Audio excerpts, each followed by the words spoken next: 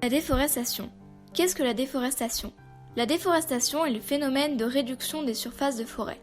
On parle de déforestation lorsque les surfaces de forêt sont définitivement perdues au profit d'autres usages comme l'agriculture, l'urbanisation ou les activités minières. Depuis des millions d'années, l'homme pratique la déforestation. Mais durant les derniers siècles, cela s'est accentué et les conséquences sont nombreuses. D'abord, nous parlerons des conséquences de la déforestation sur les végétaux, ensuite sur les animaux, puis de la pollution causée par la déforestation et enfin de l'impact de la déforestation sur la santé humaine. Les modifications entraînées par la déforestation sur les végétaux et l'environnement. Comme nous le savons, les végétaux chlorophylliens utilisent la photosynthèse pour fabriquer de la matière végétale. Pour cela, ils absorbent le CO2 contenu dans l'air, captent le carbone et rejettent l'O2. Les forêts ont donc un rôle essentiel dans la régulation des gaz atmosphériques. Elles relâchent de l'oxygène nécessaire à la vie. Donc la déforestation engendre une diminution de l'oxygène mondial produit ainsi que du carbone capté. L'accumulation de CO2 dans l'atmosphère accentue le phénomène d'effet de serre et contribue à l'accélération du réchauffement climatique. Ensuite, les forêts au niveau local ont un rôle sur le cycle de l'eau. En effet, comme les plantes transpirent, elles produisent de l'eau qui, une fois condensée, va créer de la pluie. Au niveau mondial, les forêts sont un régulateur dont toute modification a un impact sur les climats. De plus, la déforestation a un impact sur la biodiversité des espèces végétales. Certaines sont détruites, d'autres n'arrivant pas à s'adapter aux changements trop rapides de l'environnement disparaissent. Il en découle une diminution des espèces végétales et donc de la diversité génétique. Sachant qu'un quart des médicaments modernes proviennent des plantes forestières tropicales, cela a directement un impact sur l'homme. De plus, on estime qu'il reste encore des millions d'espèces à découvrir qui pourraient disparaître suite à la déforestation.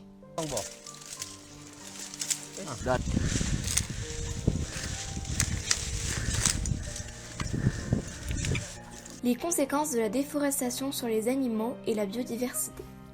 La moitié de l'ensemble des forêts qui couvraient jadis la Terre ont aujourd'hui disparu et elles continuent de disparaître à un rythme 10 fois plus élevé que leur capacité à se régénérer. Sachant que les forêts tropicales abritent au moins de la moitié des espèces animales sur notre planète, la disparition annuelle de quelques 13 millions d'hectares de forêt peut être considérée comme une tragédie pour la biodiversité.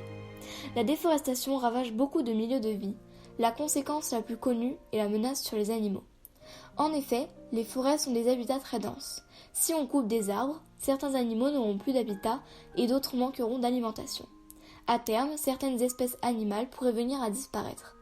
La perte d'habitat a été identifiée comme l'une des principales menaces pour 85% des espèces classées parmi les espèces animales en danger ou en danger critique sur la liste rouge de l'UICN, Union internationale pour la conservation de la nature.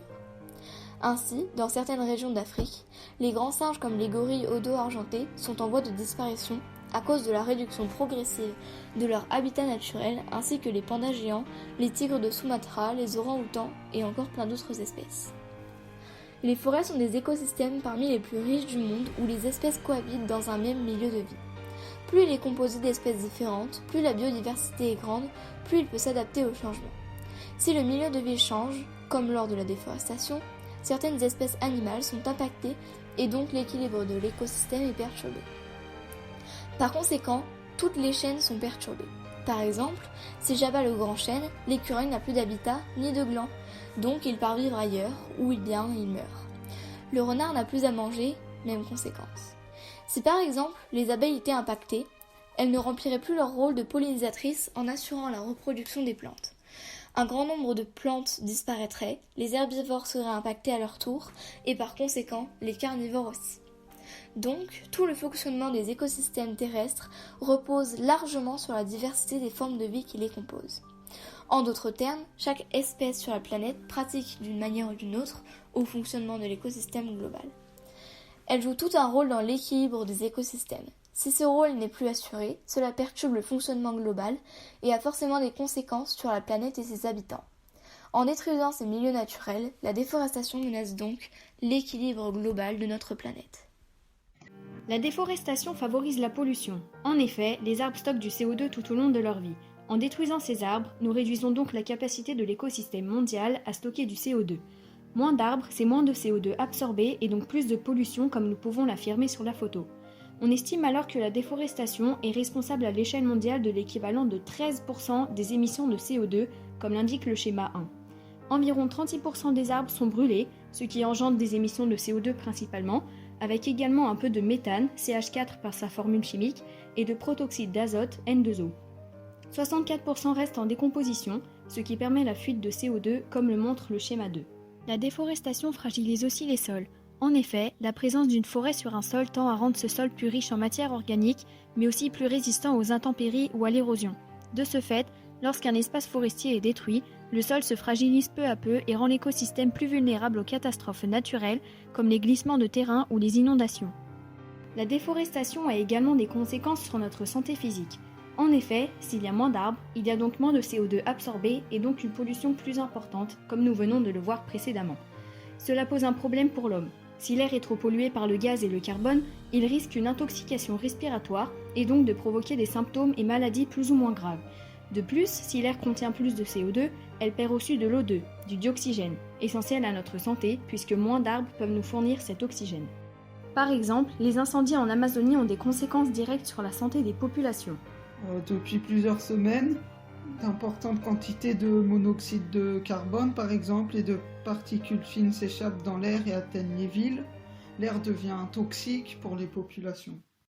Explique à bfmtv.com Philippe Siey, chercheur au laboratoire des sciences du climat et de l'environnement. Certaines personnes ont témoigné des maladies causées par la déforestation, comme cette habitante de Porto-Velo, voir la vidéo. En sachant qu'un incendie de forêt a causé cela, une déforestation trop importante aura les mêmes conséquences sur la santé.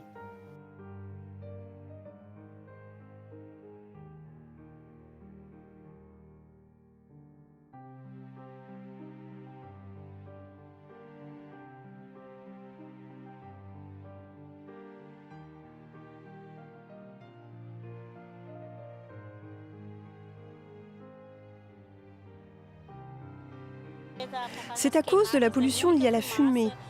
Et j'ai un autre fils de 4 ans à la maison qui est aussi malade à cause du climat, de la fumée, des incendies.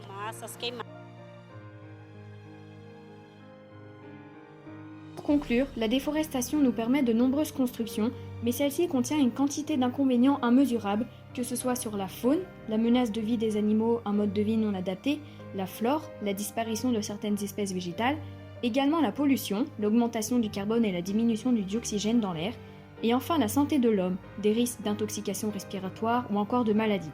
Toutefois, rien n'est perdu, nous devons agir. Quelles sont les solutions contre la déforestation et la réhabilitation de l'écosystème et de la biodiversité ?